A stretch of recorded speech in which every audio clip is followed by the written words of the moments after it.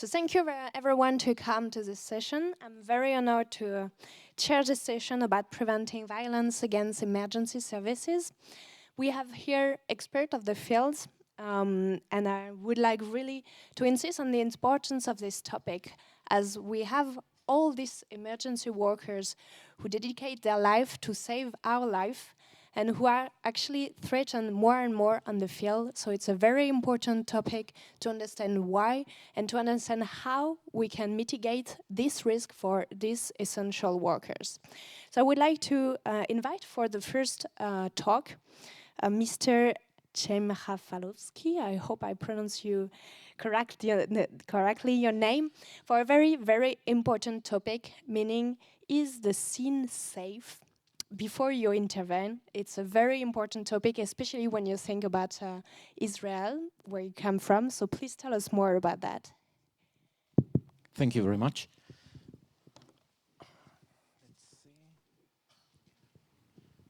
Good afternoon. Thank you for joining us. My name is Chaim. I'm the Disaster Management Coordinator of Magen David Adom in Israel.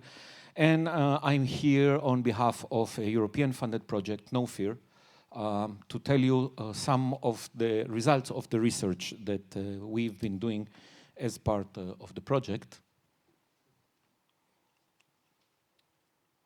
So I will speak some words about the No Fear project, some about scene safety and the new thoughts about scene safety. And I'm pointing out to the graphics that you have on the screen, because that brings something that we call acceptable risk. And unfortunately, in some services in the world, when you say acceptable risk, you see people start convulsing. We are in the business of emergency response. We put our life at risk every time we cross a junction on red traffic light with lights and siren. But when we say there is something which is called acceptable risk on the scene, there is a big question mark on that, and that would be basically the main topic of this presentation. Why No Fear? No Fear is because we are dealing with a specific area within the emergency services in Europe, where we have a very fragmented sector. Medical emergency services are scattered between public, fire, non-fire, city services. In some countries, it is already privatized. Hospitals are involved. Hospitals, again, are municipal, belong to the Ministry of Health, belong to private actors. And all of us are expected to work together during a crisis or a security-related incident. And No Fear comes with the idea to bring together the practitioners, the academia, and the suppliers, the industry, to do better in this field of activities. And we are organized around 3 pillars of activity. One is dealing with the patient itself, what we call work package 3, which is the care for the acute patient, new technologies, innovation. Work package 5 is dealing with training and simulation, and COVID-19, as you understand, changed a lot the way we do train our people and brought many questions. And in work package 5, we are dealing with the operational side. We are not dealing with how do we control the bleed, but the question of how do we organize ourselves, all the many actors that are involved in the management of casualties in a large-scale incident or security-related incident. And I want just to say, and I will not come back to that, that we are normally neglecting the citizens, the bystanders who are there and are the real first responders, because they help their fellow citizen, and private contractors, mainly in the security arena, mega transportation hubs, stadiums, shopping malls. They are the first ones on the scene. And we don't look at them as first responders, and this is one of the gaps that we have in the system. In the past, and we have 2 images, one from the Moore Federal Building in Oklahoma, and one from Tel Aviv. Historically, we had a scene with a capital A. There was a bombing, there was a clear site where the bomb exploded, there was a fire, we knew that we have one building on fire. And all our concepts around scene safety are around the idea that we have a scene, a geographically defined scene, and then we talk about parameters, this and that amount of meters, yes or no, or whatever. The problem is that when we are talking about security-related incidents, and we look into the trends of the new attacks that we are seeing, scenes as such don't exist as a single scene anymore.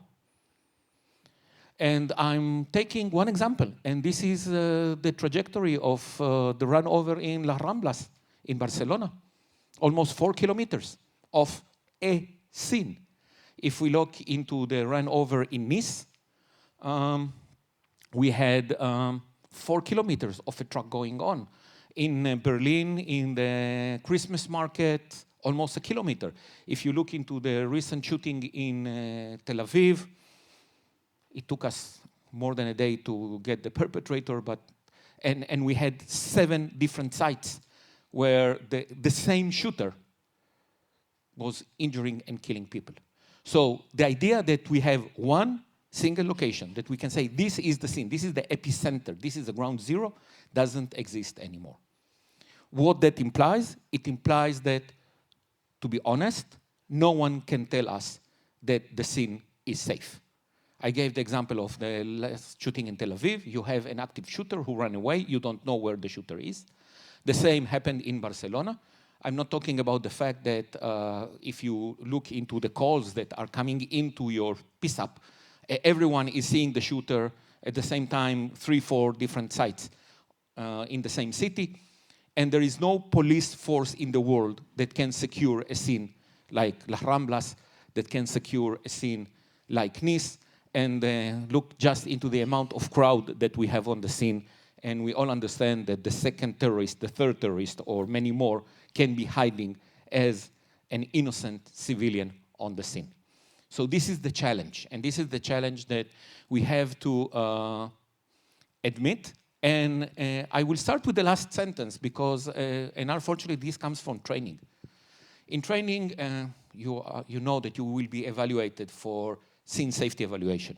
So you come to the simulated room, you look to the right, to the left, you say, okay, no dogs, no electrical wires, dispatch, is police on the scene? Police is on the scene is safe. And if there are police officers in the room, they will tell you that 1 police officer or 2 police officers cannot secure a scene of a terrorist attack. So that's the reality. Other reality, if you look into many of the recent terrorist attacks, you will see that they did not start as a terrorist attack. The attack on the London Bridge started as a run over of pedestrians. And ambulances were the first on the scene because they were dispatched to a car accident. And only when they arrived to the scene, they realized that something is off. Because yes, it's a run over, but there is an empty car and the driver is nowhere to be seen nearby. But there are people shouting that there are more injured people more ahead. So, and we often see that ambulances in Stade de France, the first on the scene were firefighters because they were told that there was a gas explosion in a small restaurant. So the idea that incidents start with the initial call as a terrorist attack, they don't. In many cases, the information we receive is very different, and the incidents are evolving. They evolve normally a car plus shooting plus stabbing or an explosion or anything like that. So we don't have just one cause for the injuries, but many of them. The chasing the ghosts, it takes you hours to understand, and when you have a perpetrator, you will never know if you had 1 perpetrator, 2 perpetrators, or 10. And of course, counting on an eyewitness is extremely difficult. And again, we are still asking, is the scene safe? So, I would start with the idea that I'm not talking about tactical EMS. I'm not talking about the paramedic who goes with the SWAT into the hot area of an active shooter to secure the SWAT police officers while they are doing the tactical operation. I'm talking about the normal EMS personnel that are arriving, and in Bataclan, one of the issues they had is that they were going to Bataclan because there was the shooting, but there were shootings all around the Bataclan in small cafes around, and EMS personnel found themselves under fire. So first is we need to start educating our people that it is your own responsibility for your safety. There is no magic power on the scene that will tell you that it is safe. It is up to you, and we need to provide you with the tools, and this is our objective in No Fear, to provide this mental framework of how do I evaluate the safety of the scene on my own, of course in cooperation with others that are on the scene, but I don't depend on them. It is my own responsibility. The second thing is that by default, a security-related incident is an unsafe scene. Don't expect someone to tell you ever the scene is safe. It is not. But now, under this big framework of scene is unsafe, there are basically 3 different options. And they are based on an idea that came from our colleagues in the Berlin Fire and Police that said, don't ask if the scene is safe. Ask what makes it unsafe. Because when you look into the causes for the scene being unsafe, you would be very easily categorized into 3 sections. You can put them into colors, but the idea is very simple. There are small things like a small fire that you can take your fire extinguisher from your ambulance and put the fire off, and you put the risk away. That's it. If you see something that is going to fall on your head and on the head of the patient, and you remove the patient from that, you took care of the reason for unsafety. That's easy. Most of the problems on the scene could be solved by these kind of activities. Even the bigger ones. I suspect that this bag might be an explosive device. No problem. Take the patient, go away 20 meters, 30 meters, stay behind the wall, you are safer. It's not 100% safe, but you are not under direct threat from that possible bomb that it will take time to evaluate if it is a bomb or not. The second level is where you need some very technical, tactical training that in some EMS, everyone has it, some don't. For example, if there is partial collapse of a structure, you need to be trained to work with firefighters in that area to make sure that you don't become a liability or a problem for the firefighters. And there are some risks, like an active shooter, where you say, I'm a paramedic. I'm not supposed to fight the active shooter. So if there is an active shooting where whatever is in the range of the possible bullets, it's out of question for me. But the big idea is that if I have an active shooter on that corner, EMTs will not be involved in treating patients there, but I do expect that EMTs on that corner, where there is no threat from the active shooter, will be treating the patients that ran away, were evacuated by their peer fellow citizens or others. For that, we need to break down the scene into smaller areas and do a risk assessment for each and every area and allow our people to use their judgment. Because unfortunately, what we hear when I ask colleagues, they tell me, I know my EMTs will go there. And you say, but, he said, I told them that according to the procedure, they shouldn't. So we think that we need to provide them with the tools, with the training, with the framework, and take responsibility over what they are doing. And this is an example from an exercise in one of our project activities where we showed that, yes, we can fragmentize the scene.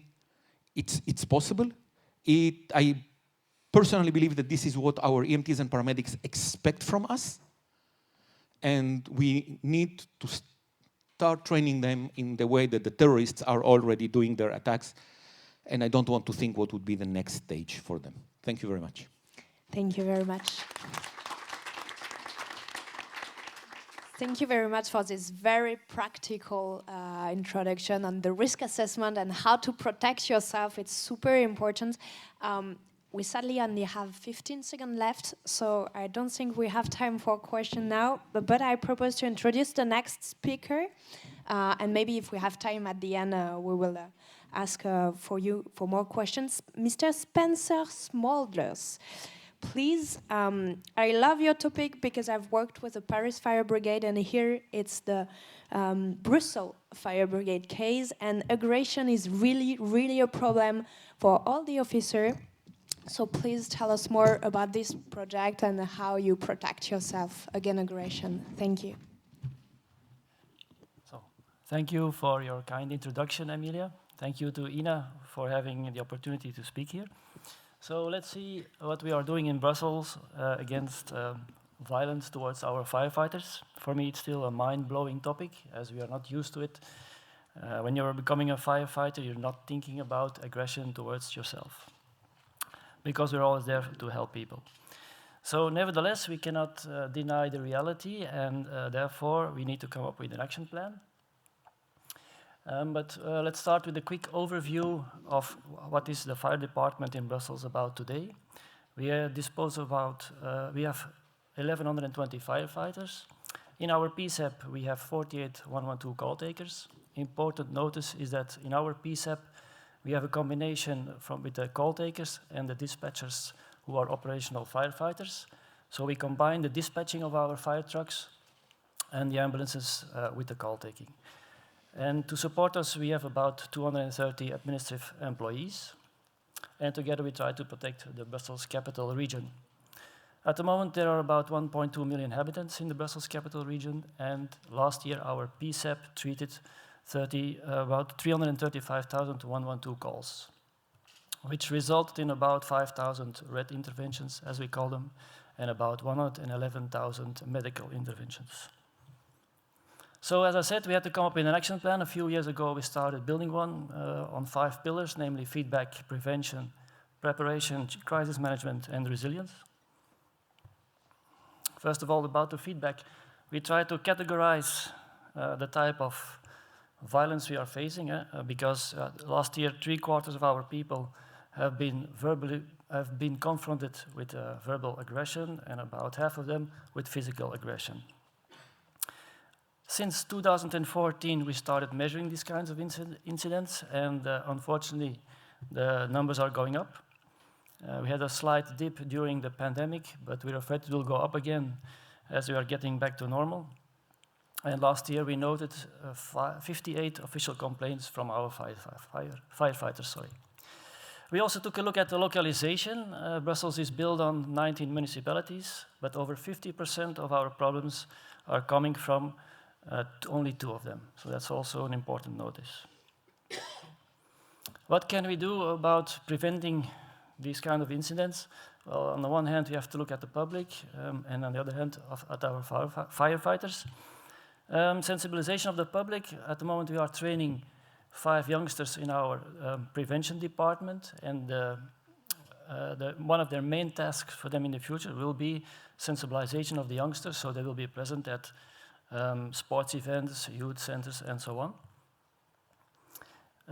We are also organize open days in our fire stations and outside our fire stations. Last year, we did an open day in the municipality of Schaerbeek, an open event where everybody is invited, so we can get into the contact with the public. Our communication department works together with 2 influencers to get a broader impact on the social media. That's also a big issue. And we work together with an institution called BPS in Brussels. It's Brussels Prevention and Security. It's a platform, an institute, governed by our governor.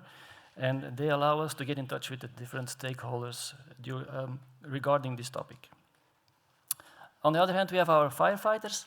It's important to influence them and motivate them to report the incidents.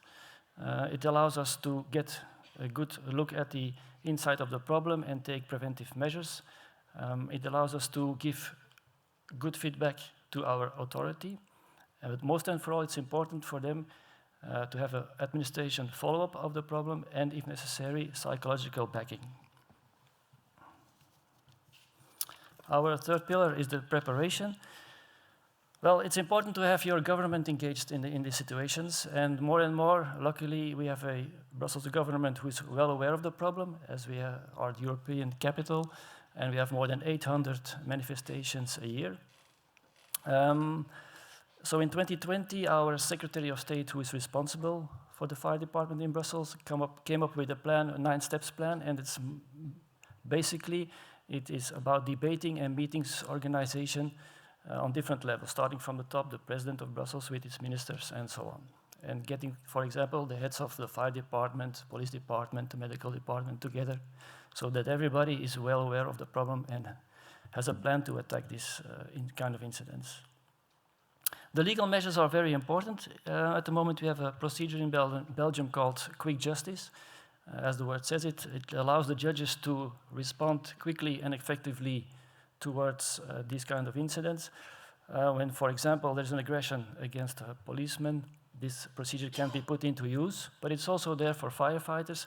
But at the moment, we have to convince the legal departments to use it more often and more quickly. That is encouraging for our guys and girls in the field. Research then, we had several institutes and also university are looking into the problem in a deeper way.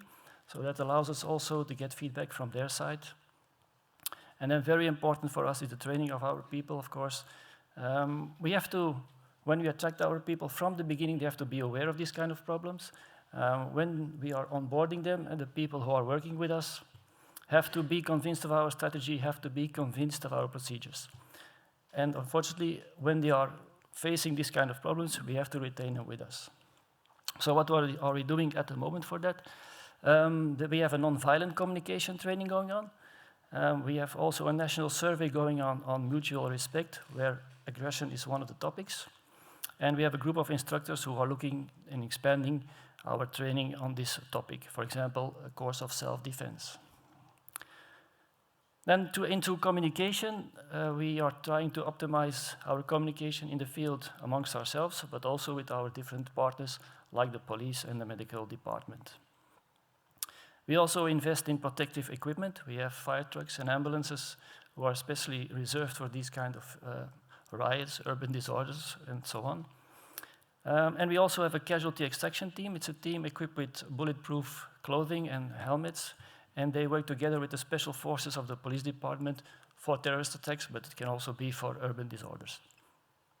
And of course, we have written a standard procedure, which is renewed in 2020, which we use, of course, in these kind of events. What are we doing when we are facing a crisis management? Well, there are two types for me.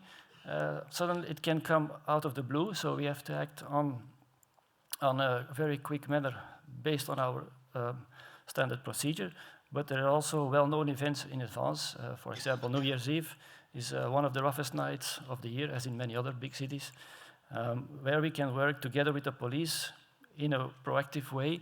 So that means, for example, basically for our fire truck, that can, for example, mean doors closed, we cannot wear our axes with us.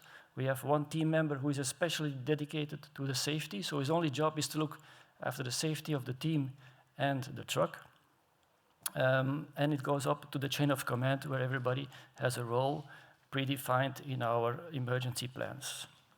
Now, the collaboration with the police is very important to us. As I said, when it's well known in advance, as New Year's Eve, we have several police escorts present in our fire station. And if that's not possible, we work with a map with rendezvous points, where first of all our fire trucks will go and our ambulances will go and meet the police over there before they're going together to the intervention. Or they have to have the green light from the police to go further on. That is very difficult because when a fireman sees a fire, he wants to go. So we have to keep them in mind. You stay at the rendezvous point and wait for the police. On the communication level, we have to improve. As I said, for example, we have to optimize our communication with the police. For the moment, if we want to have a quick view on the feeds from the drones and the helicopters of the police, we have to go to their command system, and that's something we have to work on. Now about resilience, a word very often used during these presentations everywhere. We have to be more creative, I think. Unfortunately, I was not. Yeah, as I said, the reporting tools, we have to optimize them. We have to make it easy, accessible for our guys and girls, because at the moment there are only 30% of the incidents reported to the upper management, and only 15% is resulting in an official complaint with the police. At the moment, I have no number of how many of these 15% cases are resulting in a punishment of the aggressor.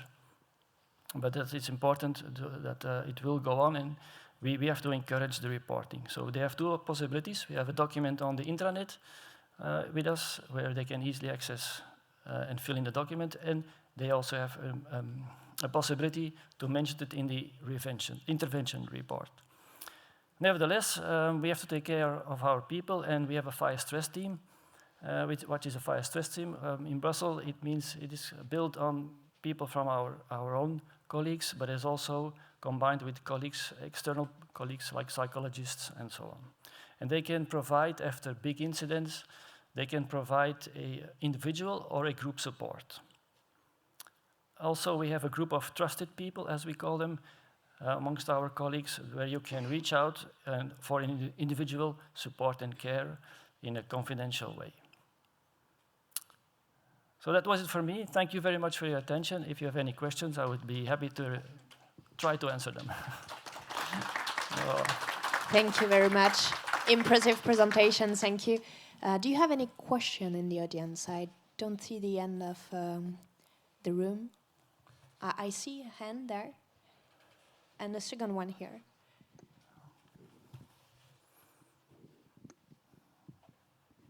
Thank you for your presentation, very interesting.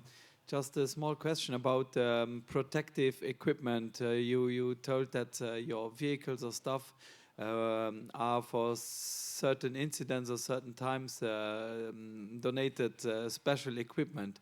What is it? Is it also bulletproof vests for normal intervention teams? And what is your meaning, your opinion about, because it's a question which always comes back in rescue services, equip our teams with bulletproof vests or not? What is your strategy in Brussels, and what's your meaning about it? Thank you. Thank you for your question. I can't see you, but I just can hear you.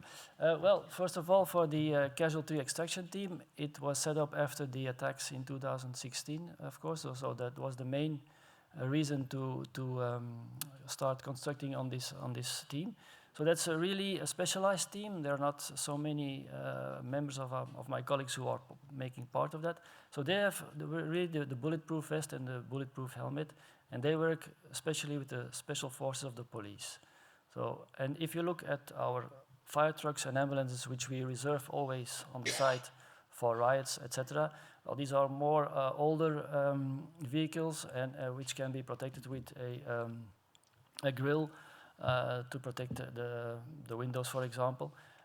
So that's basically it. Furthermore, our firefighters have no other real protective. We cannot buy guns, so we have to look at other solutions. And yeah, that's for me. That's why for us the rendezvous points are very important. It's still going on progress, and we have to optimize it. But yeah, the safety of our people is for us the most important thing, and that's why we choose to work together with the police in an effective way. And yeah, that's why we work with the rendezvous points. I hope that answers your question. Thank you. There were another question here. Thank you. Hello, I'm Alex from Romania, and you spoke about the protection of the crews that are going for the interventions, but also you have dispatchers. What can you tell us about the security measures for them? In what way do you mean? Do you mean by aggressive call taking, or what? No, not aggressive call taking, but physical aggression. You mean the building of our PSAP, or? Yes, yes, Yeah. yes. Well, our PSAP is not especially enforced with security measures. We are now working on a new a new station which will be built in the next couple of years, and that's something we have to look at. For the moment, we are not, as for example, a colleague from Israel, are building shelters. We don't, at the moment, have these kinds of plans in Brussels. Thank you. Thank you. Can I make a very short comment? I don't like the term bulletproof equipment, vests or helmets. It's important to say it. Any kind of equipment has specifications when it comes to the size of the bullet, the distance, or the energy. So we are also very cautious using this term, because when we tell people we are giving you a bulletproof helmet or a bulletproof vest, they feel that they are invincible. And this is not the case. They need to understand the limitations of the equipment they have. Yeah, risk assessment, very important. Thank you very much. Okay. Yeah, you can applaud. It's a very interesting presentation. Okay, so we exchange the slides. So Mr. Ivan Rius, so you have 20 years of experience in end-to-end video and command control in different sectors like Frontex, the United Nations and NATO. Could you please tell us more, if we can have his slides and not the psychological slide, because I think there's an exchange of orders. Sorry for that. Yes, in the meantime, I will explain a little bit of where I come from. So I've been working with Homeland Security officers, Frontex, for border security with the European Union, critical facilities like airports, of course, public safety agencies. So most of that has been related to security in terms of related to video, radar security, but as a whole, everything has to be part of an ecosystem of solutions where a command and control solution is managing the whole elements that are part of the security system. So now, about protecting first responders with smart video. Quick overview. I will give you a few examples of where violent behaviors have taken place against the emergency services officers, just to put things into context. The deterrent impact of using video. People normally feel like if you are recording them, they are not going to attack a police officer, a firefighter, or an ambulance driver, right? Very important these days how AI can help emergency services do their job and protect themselves better. The importance of cybersecurity and digital evidence management systems. That's a really key factor, so that the information is not tampered, let's say, in the custody chain. The applicable regulation, which when it comes to video, regulation is a very hot topic these days, and there's not a magic formula about it. And of course, the vision of the future. So about violence against emergency services, again, using video. So growing incidents these days, for example, Germany, nearly 85,000 police officers were attacked during 2020. If we go to the UK, that was an increase of 5.9% versus the previous year. In the lockdown in the UK, we see nearly 37,000 assaults to police officers. And we all see these days on TV, on news reports, we see that there's more and more footage of police officers attacking people. So there's a lot of information that we just get pieces of what happens in an event. We always see the bad things. You normally don't appear on TV because you did your job well and that's it. It's social media is normally pushing hard when a police officer is in an intervention, right? So it's important for us to really put things into context. That's let's say the last part of the onion. So let's peel it a little bit and how we can help police officers emergency services officers to protect themselves. So one of the important things is capturing video through body-worn. So it's trendy these days. So there are more and more emergency services teams that are using body-worn video. Again, we have to be very careful with the regulation. So it's not that you just go and buy some toys and that's it. You have to be careful with the type of equipment that you are going to buy. As in previous sessions, I think it's extremely important for all of you guys to test what you are going to buy. It's very good to do. It's very important to do short or, let's say, or small proofs of concept, buying a few kits of different vendors to test the units, give the gears to the people in the field and see how that works and the benefit of it, how it can be integrated with the systems that you already have, or how you can make that expandable in the future. So you have to have a clear plan on what you want to acquire. So body-worn video is one of the nice things. By the use of body-worn video, we have examples of reducing the violence against officers by 17%. Okay, so that gives you a value of how video can help you protect yourselves. Another thing is in-car video and the use of in-car video and body-worn videos. When I say in-car video, you can protect firefighter trucks, for example. You can protect ambulances by putting cameras in the trucks or on the vehicles, police vehicles as well. But you also protect the assets, not only the officers, but also the assets that you have inside. Fire brigades are sometimes, you get stolen your stuff. You go to an intervention, and when you go back, you see that some of the equipment that you had, it has been stolen, right? I was talking to some guys from the UK the other day, and they were telling me that you know, they get their stuff stolen while they are in an intervention. So it's important to protect those assets as well. And it's very important that the equipment that you have in the in-car systems that you have, the in-car video systems, are connected to each other. So do not think of siloed technology when it comes to video. So you may see nice kits that you can buy and say, hey, this camera is doing miracles, but if it's a siloed system, it's not going to work for you. Okay, so try to take the big picture and try to bring equipment that can work together with other stuff.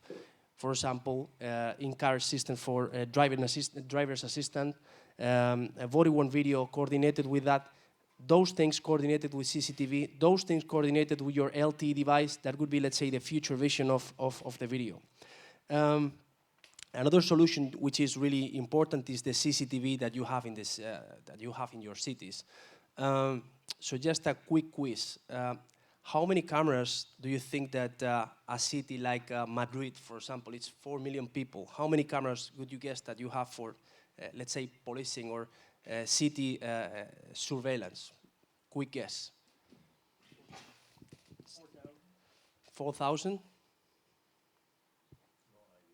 No idea? 1,000? Okay, so the number, just so that you know, in Europe, if we have to exclude the Middle East and probably the US and eventually the UK in terms of camera counts, a city like Madrid has less than 200 security cameras, okay? And that is, you know, if we go city by city where you live, you have probably 20 times more cameras for traffic monitoring than for securing the cities. And that's something that I believe that has to change. Not because I'm in the industry only, it's because as a fact of life, every time you download an app in Google or Mac or whatever, you are giving permission because that app is free. We don't care about that data, but people normally care about being recorded.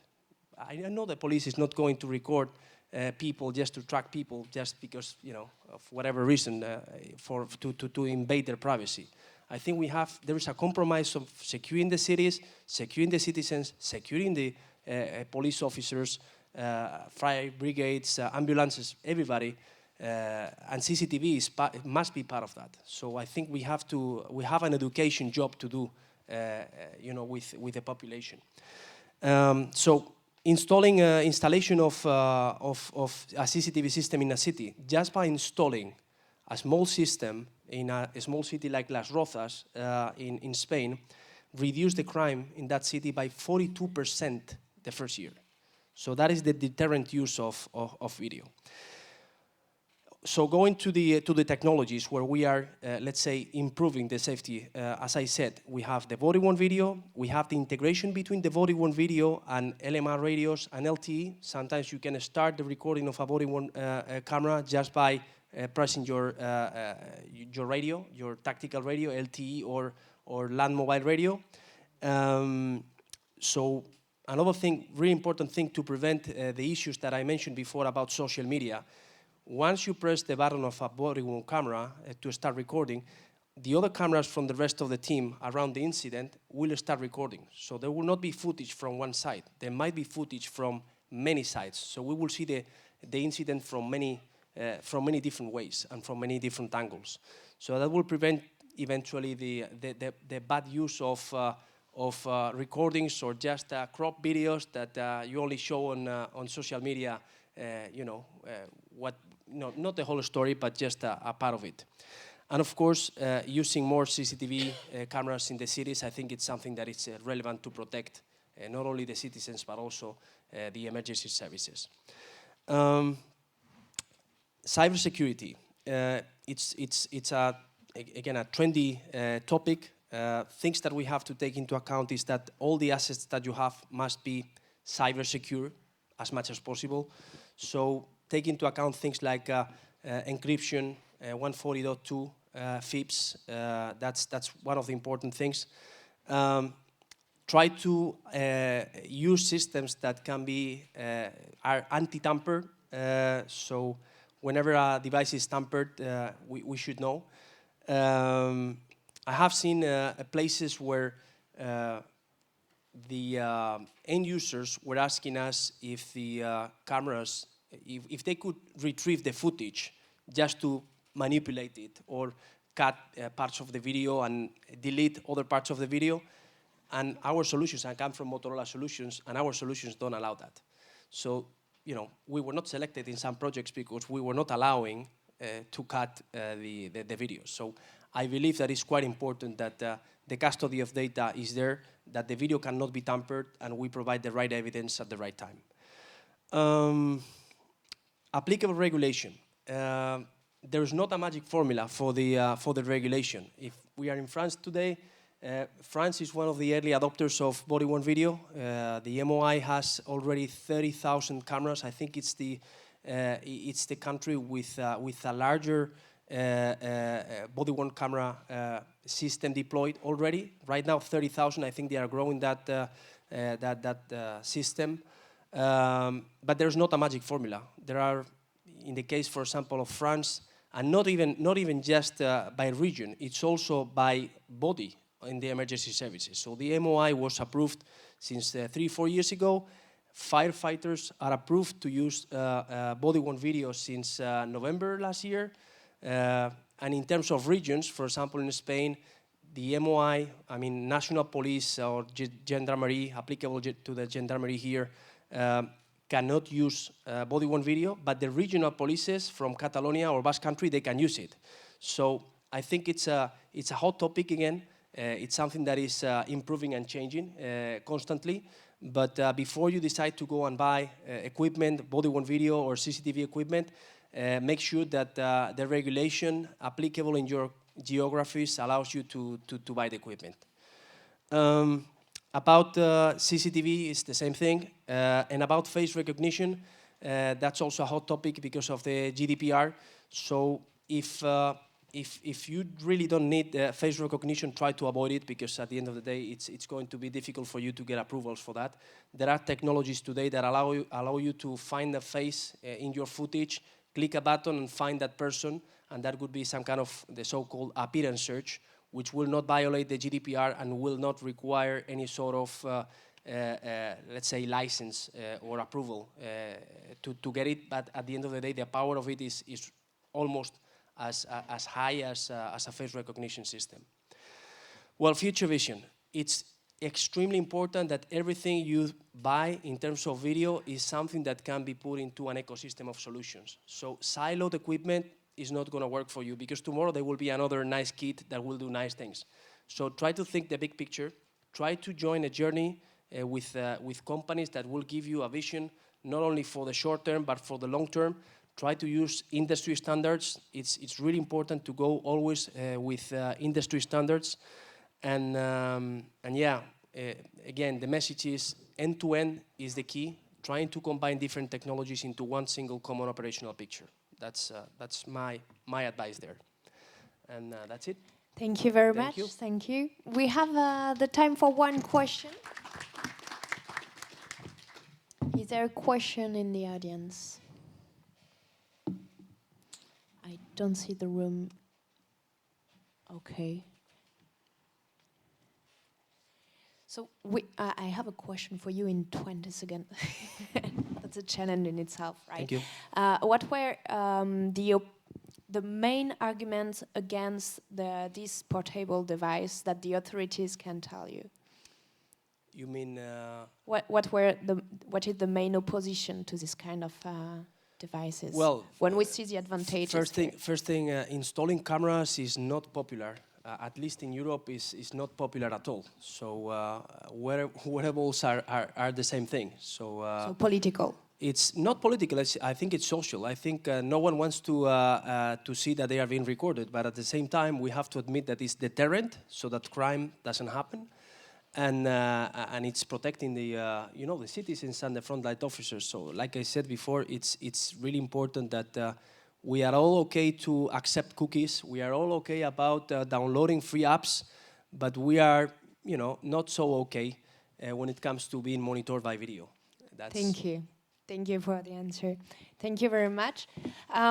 It's time now to talk about a very, very important topic. Mesdames Iulia Mihaela Filip and Andrea Miana Veres, sorry. So we are going to talk about verbal violence against 112 call taker. It's very important because they are always under stress. So thank you very much for your insight. Hi, everybody. I have some other kind of solutions. We have psychological solutions. We talk about this. So I've been psychologist with special telecommunications services since 1998. And so I was part of the team that recruited the very first 112 call takers when we first implemented the single national emergency number. This is fast forward to 2019, and we created the first department entirely dedicated to providing psychological assistance to call takers and support personnel, named Counseling and Psychological Services. Let's have a quick look about our agenda. So, let's have a short look at our organization. So, 112 Romania is the only emergency telephone number available nationwide, the only way for people to access emergency services, and probably the most media-exposed department within the Special Telecommunications Services. The Special Telecommunications Services is appointed administrator of the 112 systems. It ensures cooperation between the specialized agencies and other structures established by government decision, which have the obligation to provide emergency response. There are 41 PSAPs and approximately 600 call takers. Let's have a look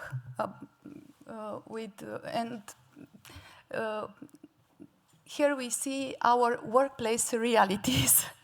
So during every shift, our call takers are exposed to traumatic events, conflicts, nervous callers. Via 112 calls, they are witnessing dramatic violence and domestic violence and many tragedies. They are facing abusive callers abusive callers that don't have an emergency, or callers that have real emergencies but are unsatisfied with the way things work with their cases, and they start to curse or to swear. They are facing generally disapproving reactions in different life contexts, where they can hear or witness discussions about 112 service without the possibility to have a related reaction to respond. They are facing mass and social media 112 call wrong formula titles, no matter where along the chain the wrong happened. And of course, it is expected to be resilient 24 hours per day in any work conditions, so that to access their emotional self-update strategies. I start with the incidents we referred to. The first one is about an incident in that happened in Apuseni Mountains in southwest of Romania. It's area with low coverage. So the event is about a plane crash, which was presented and often tendenciously argued by mass media as a fail of STS in locating the place of disaster. The interpretation of disaster by the media caused a wave of public hostility towards the state institution, which proved to be incompetent in rescuing the crew in time, a fact that led to the deaths of the pilot and the medical student. The so-called failed of rescue was attributed also to STS, and it was mirrored in the TV news and the TV shows, titles and subjects. Here we have a sample of offensive language addressed to 112 call takers by mass media. Antena 3 is a very well-known broadcast, TV broadcast in Romania. Another case, the second case, that case happened 1 month later after our department, specialized department in 112, psychological department was created in 112. So the second case, we refer to the Caracal kidnapping case. It's about a hitchhiking teen girl who was kidnapped, who was supposed to be abducted and then killed by the driver. According to the police spokesman official statement, STS provided 3 different locations in which the kidnapped teen girl was supposed to be, and they were wrong. On the 25th of July, the teen girl called the 112 number 3 times, saying she had been kidnapped, beaten, and raped by a man, but the authorities were unable to identify the location. Again, STS faced criticism and hostility, and also those were reflected in mass media subjects, TV shows, and newspapers titles.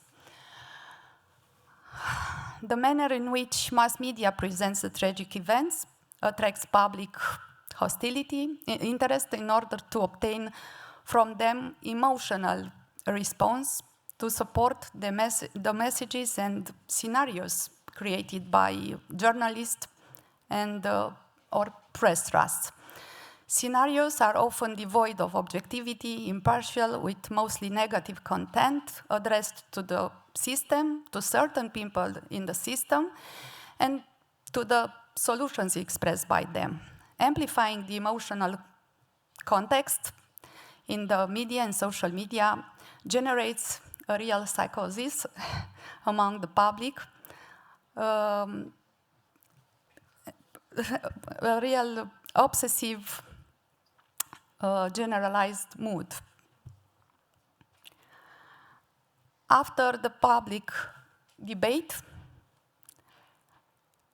of the Apusen and Caracal cases. The callers used a very loud tone to swear, throw invectives, humiliating expressions, threats, or expression with sexual context. The call takers were facing urgent calls in which the callers give the necessary information among invectives,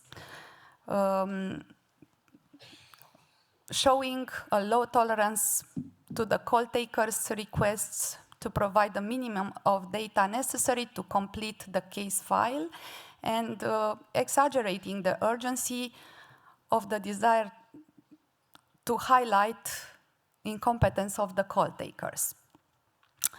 Here we have some samples.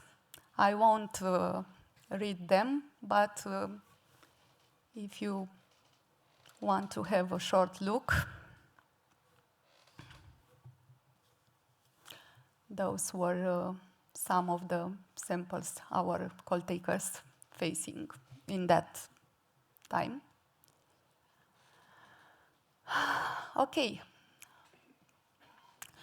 What can we do? For them, for call takers, it was a very important psychological impact. It was a reputational impact, multiplication of insulting calls, aggression, sarcasm, and irony addressed to 112 call takers. They perceived 1 out of 3 calls were insulting. There were physical threats, mostly in the county PSEPs, aggressive tone of callers, several calls about alleged kidnapping cases only to test the call takers, the system, and of course that increased the illness and psychosomatization of call takers. The influence of mass media and social media has effects on many respects on the activity of 112 call takers' activity. In the tragic cases that had call takers in the foreground, the public emotion has been exploited by influencers and press trust. Our aim is to improve their behavior and their skills to cope with with the adversity. So what can we do? Psychological counseling, psychotherapy, and self-development, individual session, group session, periodical screenings and webinars, psychological resources, books or handouts. Last year, we conducted a survey in order to realize the call taker resilient profile. And we keep training the resilience skills. So kindness, self-control, behavioral flexibility, psychological recovery capacity, facilitate the 112 operator to develop strategies that can make him more resilient to public adversity.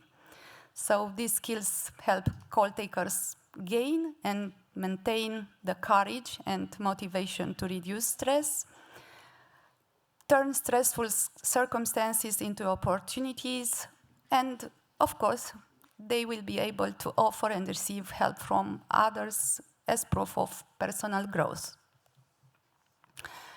At the end, I want to thank you, my team. I want to thank you for the audience.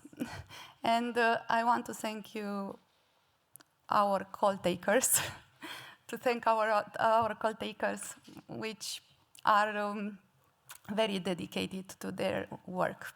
And some of them are here with us. Thank you very much. And thank you.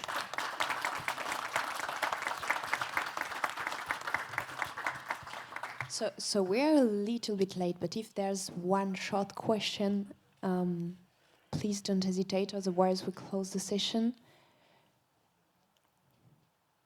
Okay, thank you very much. Very interesting presentation. Thank you, and topic. So thank you, everyone. It's time for coffee break. The next station is at 4:30, and in this tract we will have consideration related to the war in Ukraine, a very important topic as well. Thank you very much to all the speakers.